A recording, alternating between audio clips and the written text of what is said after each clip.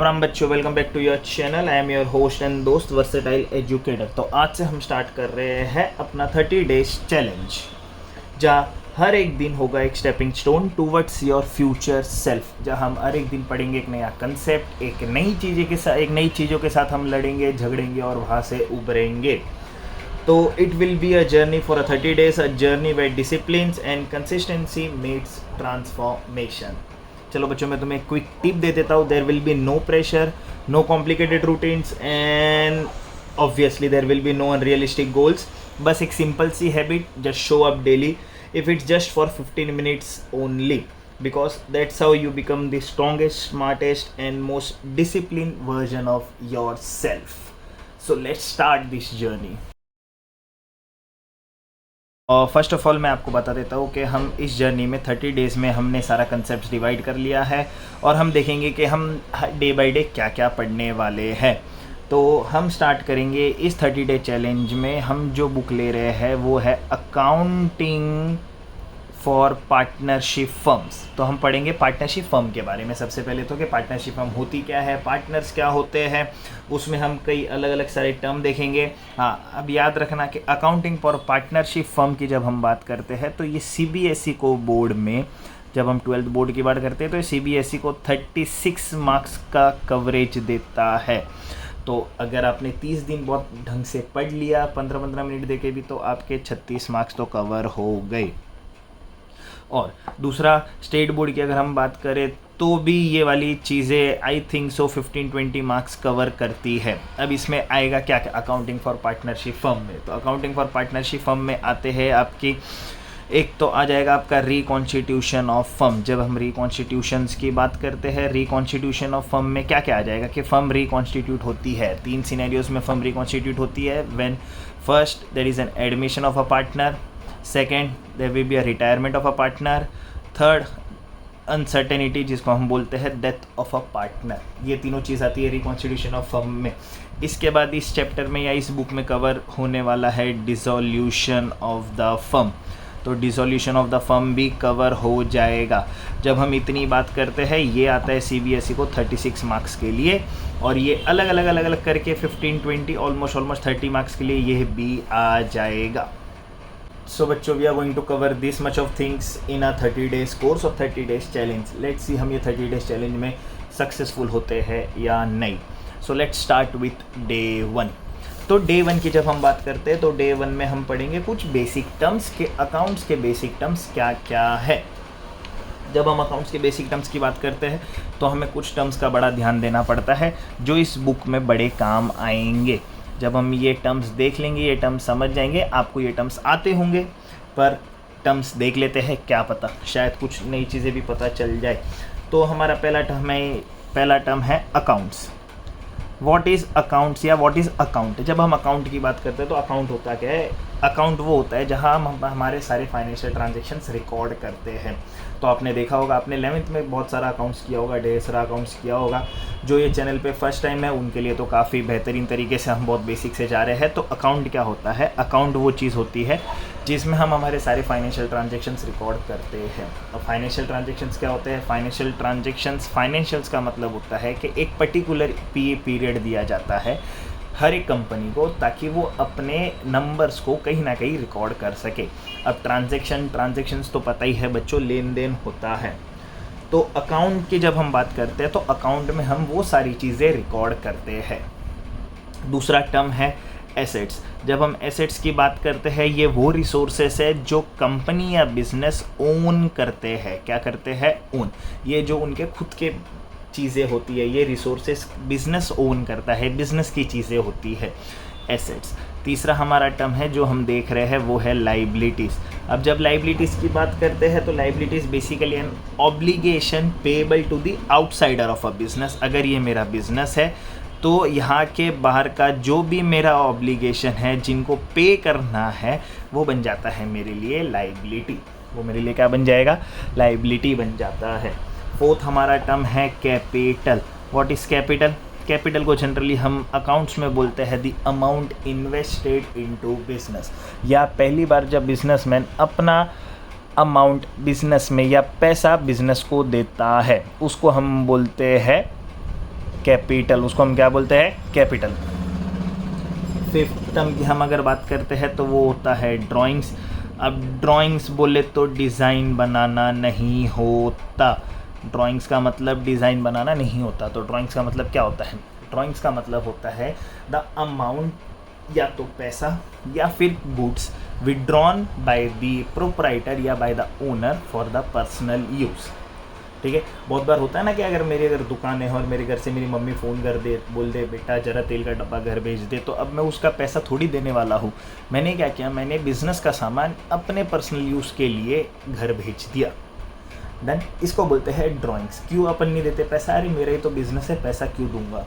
पर बिज़नेस इन सारी चीज़ों को कभी नहीं भूलता। इसको बोलते हैं ड्राइंग्स।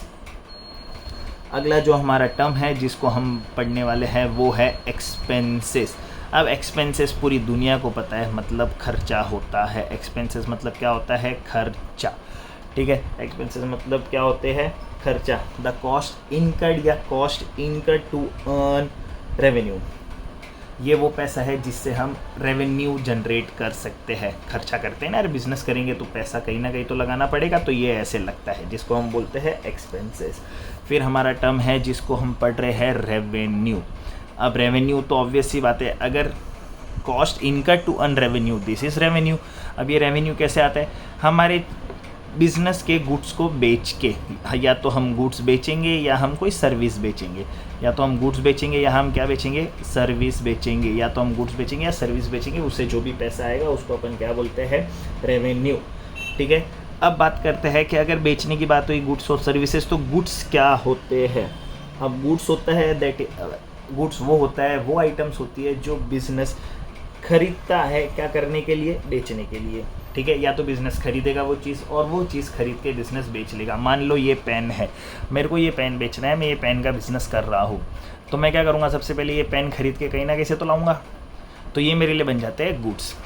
ठीक है, एक बात याद रखना, गुड्स वहाँ यूज़ करना जो बिज़नेस की मेन आइटम है बेचने के लिए, वहाँ गुड्स यूज़ होता है अकाउंट्स के अंदर। फिर आते हैं, अगर हम चीज़ें ला भी रहे हैं तो बेचेंगे तो ज़रूर, खरीदेंगे भी ज़रूर, तो हमने कहीं ना कहीं से तो वो चीज़ें खरीदी होगी और किसी ना किसी को तो हम वो चीज़ बेचेंगे। ठीक है, तो मान लो ये मेरे गुड्स थे, ये मैंने इस बंदे से ख़रीदे इस बंदे को बेचने के लिए, तो कहीं ना कहीं से खरीदूंगा और कहीं ना कहीं तो बेचूंगा। तो जिससे मैं सामान खरीदता हूँ, ठीक है, अब सामान खरीदने के लिए अकाउंट्स में कैसे होता है कि मैं दो तरीके से सामान खरीद सकता हूँ, या तो मैं ऑन द स्पॉट पैसे दे के खरीद लूँ वो सामान, या फिर मैं उसको बोलूँ कि भाई बाद में ले लेना पैसे, कुछ क्रेडिट पीरियड दे दे यार, 2-4 महीने का, 2-4 साल का, कम से कम 30 साल का टाइम तो दो बाबू भाई। तो ये चीज़ें होती है। अगर मैंने सामान खरीदा है और मेरे को पैसा देना बाकी है, तो वो मेरे लिए क्या बन जाता है? जैसे अपन ने यहाँ पढ़ा कि आउटसाइड लाइबिलिटी, तो ये मेरे लिए एक लाइबिलिटी बन जाती है। अब उस लाइबिलिटी को अपन बोलते हैं क्रेडिटर। ठीक है, मैंने किससे सामान लिया, मेरे को उसको पैसा देना बाकी है, तो वो बिज़नेस से ओ कर रहा है ना पैसे, बिज़नेस उसको पैसा देगा, एक टाइम पे पैसा देगा शायद, तो उसको हम बोलते हैं क्रेडिटर्स। अब जब हम सामान लाएंगे तो रखेंगे तो नहीं, देखेंगे तो नहीं कि यार मस्त लग रहा है सामान, कितना अच्छा लग रहा है, आज इसको और अच्छी तरीके से जमा देते हैं, नहीं, हम उसे स्टोर नहीं करेंगे, हम उसे बेचेंगे।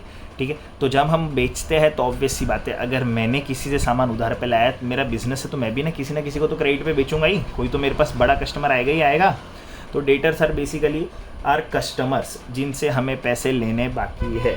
तो debtors person who owes money to the business, creditors person to whom the business owes money. ठीक है, तो ये होते हैं मेरे डेटर्स और क्रेडिटर्स। अगले टर्म की अगर हम बात करें तो हम बात करते हैं ट्रांजैक्शंस। What is transaction? अब ट्रांजैक्शंस पूरी दुनिया को पता है ट्रांजैक्शंस होता क्या है, लेन और देन। ट्रांजैक्शन होता है लेन और देन, जिसमें क्या इन्वॉल्व होना चाहिए? ये एक बिजनेस एक्टिविटी है गाइस। कौन सी एक्टिविटी है? बिजनेस एक्टिविटी है, ये कोई पर्सनल एक्टिविटी नहीं है, ये बिजनेस एक्टिविटी है जिसमें पैसा इन्वॉल्व होना चाहिए। अब बहुत लोग बोलते हैं ये मनी क्या होता है यार, ठीक है, बहुत लोगों को मनी नहीं भी पता। कॉमर्स वाले यार ज़्यादा अमीर है, कभी पैसा देखा नहीं है, सीधा बैंक में आता है। तो देख लो गाइस, ऐसा होता है पैसा, ये होता है मनी, ये होता है कैश, सीधा भी देख लो यार, उल्टा क्यों देखोगे? ठीक है, तो इसको बोलते हैं पैसा। कॉमर्स वाले बड़े बड़े नोट में डील करते हैं, तो छोटे मोटे नोट के भी देखे नहीं होंगे, तो आज मैं दिखा रहा हूँ, देखो छोटे नोट ऐसे होते हैं। तो ट्रांजेक्शन्स होता है लेन और देन, ये बिजनेस एक्टिविटी है जिसमें क्या इन्वॉल्व होना चाहिए, पैसा। मान लो कि मेरे से कोई ये पेन खरीद के गया, ठीक है, मैं पेन बेच रहा था, मेरे से कोई पेन खरीद के गया और उसने मेरे को इसका पैसा नहीं दिया, क्या ये ट्रांजेक्शन होगा? बहुत सोचने के बाद पता चला ये ट्रांजेक्शन नहीं है। हाँ, पर अगर मैंने किसी को पेन दिया, मैंने क्या दिया, एक पेन दे दिया, तो उसने मेरे को रिटर्न में क्या दिया, पैसा। उसने मेरे को रिटर्न में क्या दिया, पैसा। हाँ, ये ट्रांजेक्शन है, हाँ ये ट्रांजेक्शन है, क्योंकि इसमें लेन और देन दोनों हो गया और ये बिजनेस एक्टिविटी हो गई। तो ये होता है ट्रांजेक्शन। अब बात करते हैं मनी। मनी मनी मनी मैंने दिखाई दिया मनी कैसा होता है, जिसको अपन बोलते हैं कैश, उसका फिजिकल फॉर्म वो है कैश का, ठीक है, जिसको अपन बोलते हैं पैसा, मनी। अब इसके बाद जो होती है वो, इसके बाद जो टर्म आता है वो है हमारा टर्म स्टॉक, ठीक है। स्टॉक, स्टॉक क्या होता है, गुड्स हेल्ड फॉर सेल और प्रोडक्शन।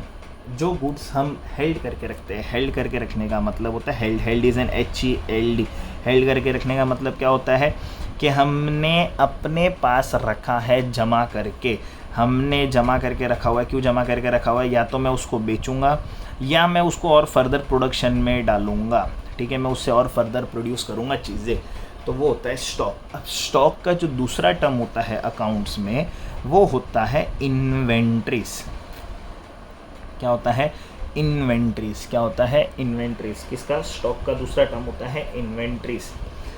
फिर जो हमारा अगला टर्म है, जो बहुत ही बेसिक सा टर्म है, जो 11th वालों ने तो बहुत ही बार पढ़ा होगा, या उस इनको तो 11th वालों को तो पूरा चैप्टर ही था ये, और बड़ा इम्पॉर्टेंट भी है ये वर्ड, जिसको बोलते हैं ट्रायल बैलेंस। अब हम अगर ट्रायल बैलेंस की बात करते हैं तो ट्रायल बैलेंस क्या होता है? It is a statement to check the arithmetic accuracy of ledger balances. तो हमने ऐसे कुछ लेजर बैलेंसेस बनाए थे, टी फॉर्मेट में हर एक चीज़ों के अलग अलग लेजर अकाउंट्स बनाए थे। तो ये ट्रायल बैलेंस इनकी अर्थमेटिक एक्यूरेसी चेक करता है कि ये कितने सही है, ठीक है। इन सारे लेजर बैलेंसेस, लेजर में जो भी लास्ट में बैलेंसेस बचेंगे, आपने देखा होगा, आपने ऐसे carry down, brought down, carry down लिखा होगा, तो ये मेरे बैलेंसेस हैं। तो ये जो भी बैलेंसेस होते हैं, ये जो भी बचते हैं, इनको हम डालते हैं ट्रायल बैलेंस में, और ये हम एक स्टेटमेंट प्रिपेयर करते हैं।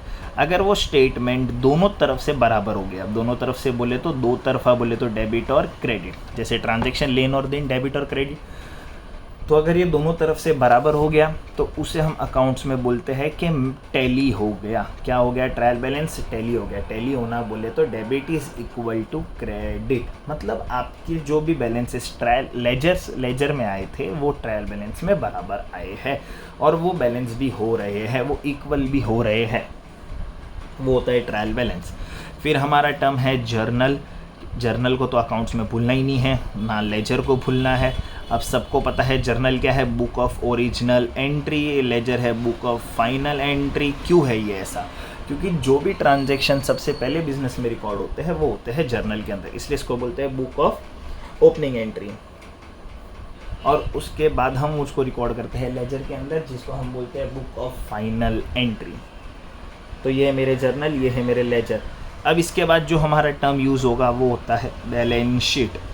अब बैलेंस शीट बनानी बहुत ज़रूरी है, बैलेंस शीट हर एक बिज़नेस बनाती है। बैलेंस शीट क्या होता है? एक स्पेसिफाइड डेट पे या एक स्पेसिफिक डेट पे हम एक स्टेटमेंट बताते हैं। वो स्टेटमेंट हमारा क्या बताएगा? एसेट्स और लाइबिलिटी। क्या थे एसेट्स और liability? The resources own by the business and the outside liability payable to business, ठीक है। तो इनके बीच का रिलेशन बताता है हमारा बैलेंस शीट। किसका? एसेट और लाइबिलिटी के बीच का रिलेशन बताता है हमारा बैलेंस शीट। ये एक स्टेटमेंट है जो एक स्पेसिफिक डेट पे बनता है, ठीक है, या उस दिन तक का बनेगा वो चीज़। अब उस दिन तक क्या? एक फाइनेंशियल ईयर, तो वो फाइनेंशियल ईयर जब एंड होता है उस दिन तक का वो चीज़ बनता है। फिर जो टर्म है वो यूज़ होता है प्रॉफिट एंड लॉस अकाउंट। अब बिज़नेस में अगर हम इतनी चीज़ें करेंगे तो हमें प्रॉफिट और लॉस भी तो पता होना चाहिए। तो प्रॉफिट एंड लॉस अकाउंट हमें बताता है कि हमारी बिज़नेस का नेट प्रॉफिट और नेट लॉस क्या है। एक बार अगर हमें नेट प्रॉफिट और नेट लॉस पता चल गया तो पार्टनर मज़े कर सकते हैं ना, पार्टनर पार्टी कर सकते हैं। क्या कर सकते हैं? पार्टी कर सकते हैं, पार्टी। फिर जो अगला टर्म है जो बिज़नेस में बड़ा यूज़ होता है, क्योंकि हम एसेट से भी डील करेंगे, तो वो होता है डेप्रिसिएशन। अब डेप्रिसिएशन क्या होता है? तो जैसे देखो मैंने कोई रिसोर्सेस ओन किए थे, बिज़नेस ने कोई रिसोर्सेस ओन किए थे, जैसे मान लो मैं बिज़नेस में रिसोर्सेस ओन करता हूँ, मशीनरी ओन करता हूँ और बिल्डिंग ओन करता हूँ, मैंने ऐसे बहुत सारे फर्नीचर ओन किया मैंने, ठीक है, तो वो मेरे एसेट्स में काउंट हो जाते हैं। अब वो साल भर चलेंगे, रहेंगे, ख़राब होंगे, यूज़ होते हैं, ठीक है, वो टाइम के हिसाब से एब्सोल्यूट होते हैं, मतलब टाइम के हिसाब से भी पुराने होते हैं, तो उनकी वैल्यू दिन ब दिन या टाइम के हिसाब से घटती रहती है। कैसी रहती है? उनका ग्राफ डाउन होते रहता है, से घटता रहता है उनका ग्राफ। तो इस घटने को अपन, इस प्रक्रिया को या इस चीज़ को अपन अकाउंट्स में बोलते हैं डेप्रीसिएशन। क्या बोलते हैं? डेप्रीसिएशन। तो किसी भी एसेट की वैल्यू कम होना उसको अपन बोलते हैं डेप्रीसिएशन। अब दो टर्म्स जो बहुत यूज़ होते हैं अकाउंट्स के अंदर, एक है प्रोविज़न, दूसरा है रिजर्व्स, ठीक है। अब प्रोविज़न और रिजर्व्स क्या होते हैं? प्रोविज़न की जब हम बात करते हैं तो प्रोविजंस वो चीज़ें होती है, देखो अब ऐसी न ऐसी चीज़ें होती है जो मेरे को पता है कि वो होनी फ्यूचर में भी, ठीक है, तो हम उस चीज़ का प्लानिंग पहले ही कर लेते हैं। जैसे अब मेरे को पता है कि मेरे बिज़नेस में लॉस होगा या हो सकता है, तो मैं उसके लिए प्रोविज़न क्रिएट कर दूंगा। मेरे को पता है कि कोई कस्टमर भाग सकता है, कोई कस्टमर पैसा नहीं देगा, तो मैं उसके लिए प्रोविज़न क्रिएट करूंगा। बेसिकली प्रोविज़न इज़ मेंट या प्रोविज़न इज़ क्रिएटेड या for provision a set amount is set aside for known liabilities. A set amount is set aside for known liabilities, जो मेरे को पता है कि होगा। आई एम नॉट श्योर, बस मेरे को लग रहा है कि हो सकता है, तो वो हो सकता है के लिए भी मैं क्या क्रिएट करता हूँ? एक प्रोविज़न क्रिएट करता हूँ, ताकि मेरे को बाद में जाके प्रेशर ना आए। फिर होता है रिजर्व्स। अब रिजर्व्स याद रखने की ज़रूरत है, रिजर्व्स प्रॉफिट से बनता है, ठीक है। जो भी मेरा प्रॉफिट्स आया उसमें से मैं कुछ चीज़ें साइड में निकालता हूँ फॉर फ्यूचर कंटिंजेंसी। अब बिज़नेस को ये भी तो याद रखना पड़ेगा, ये भी देखना पड़ेगा ना कि कल ज़्यादा बारिश हो गई तो भूकंप आ गया है, ज़्यादा बारिश होने पर भूकंप नहीं आता, ज़्यादा बारिश होने पर बाढ़ आती है, बाढ़ आ गई, भूकंप आ गया, ये सब अनसर्टेनिटीज़ है, ये फ्यूचर कंटिंजेंसीज है। तो उसके लिए जो भी हम उसके लिए हम प्रोविज़न नहीं क्रिएट करते, उसके लिए हम क्रिएट करते हैं रिजर्व्स। रिजर्व्स में भी हम पैसा साइड में रखते हैं, पर हम पैसा प्रॉफिट से साइड में रखते हैं। किससे साइड में रखते हैं? प्रॉफिट से। प्रोविज़न में हम प्रॉफिट का वेट नहीं करते, ठीक है, प्रोविज़न में हम प्रॉफिट का वेट नहीं करते, पर रिजर्व्स में हमें प्रॉफिट का वेट करना पड़ता है। अगला जो टर्म है वो यूज़ होता है कैपिटल एक्सपेंडिचर। अब कैपिटल एक्सपेंडिचर का मतलब देखो इसी के अंदर है कि कैपिटल को यूज़ करना। दूसरा जो टर्म होता है रेवेन्यू एक्सपेंडिचर, जो कि होता है रेवेन्यू को यूज़ करना, ठीक है। एक्सपेंडिचर एक्सपेंड करना या एक्सपेंस करना, जो भी आप जैसे भी बोलो। तो कैपिटल तो क्या था कि बिज़नेस में पैसा आ गया। अब जब बिज़नेस में पैसा आता है, ओनर पैसा देता है, तो बिज़नेस बहुत दिमाग से ये पैसा यूज़ करता है। तो बिज़नेस इन पैसों को स्पेंड कैसे करता है? अपने लॉन्ग टर्म एसेट्स खरीदने के लिए, जो मेरे साथ लंबे समय तक चलेंगे। तो हमने कोई भी ऐसी चीज़ जो बिज़नेस में खरीदी है जो हमारे साथ लंबे समय तक चल सकती है, उस पर जो भी पैसा स्पेंड होता है उसको हम बोलते हैं कैपिटल एक्सपेंडिचर।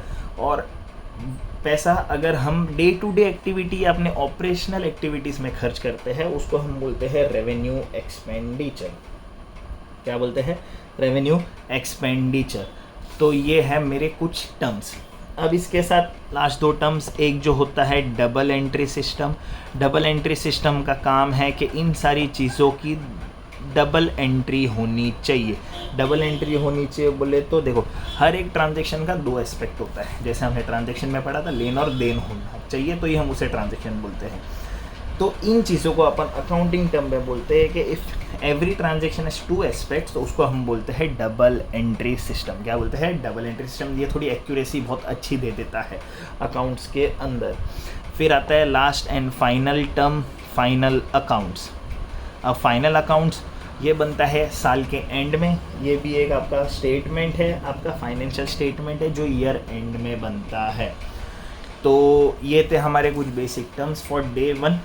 इनको वापस एक बार देख लीजिए, अपने बुक में से भी क्रॉस वेरीफाई कर लीजिए। इन चीज़ों को बहुत अच्छी तरीके से अपने जहन में बिठा लीजिए, क्योंकि ये सारे टर्म्स बार बार अकाउंट्स में तो यूज़ होते हैं और शायद हमारे 30 डेज़ में भी बहुत बार यूज़ हो आगे। सो गाइज, टेक केयर, और आपको पता है क्या करना है, इन सारी चीज़ों का पढ़ना है, अपने दोस्तों के साथ शेयर करना है ताकि वो भी पढ़े और वो भी इस चैलेंज का हिस्सा बने।